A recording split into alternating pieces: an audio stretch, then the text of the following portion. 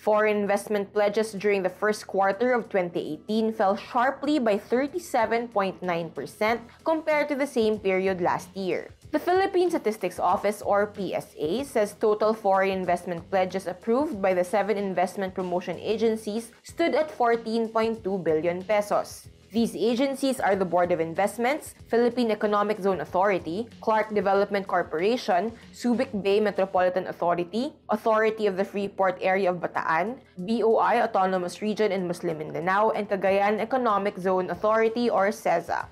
Only CEZA posted year-on-year growth. The agencies are tasked with approving investments which would then count as foreign direct investment flows once projects materialize. Japan had the most pledges during the first quarter. The United Kingdom and the Netherlands occupied the second and third posts. Of the total foreign investment pledges, the manufacturing sector topped all other industries. Administrative and support services activities came in second, followed by real estate activities. Bulk of the approved foreign investments would finance projects in Calabarzon, Metro Manila, and Northern Mindanao. The decline follows last year's foreign investment commitments fall by 51.8% at 105.6 billion pesos in 2017 from 219 billion pesos in 2016.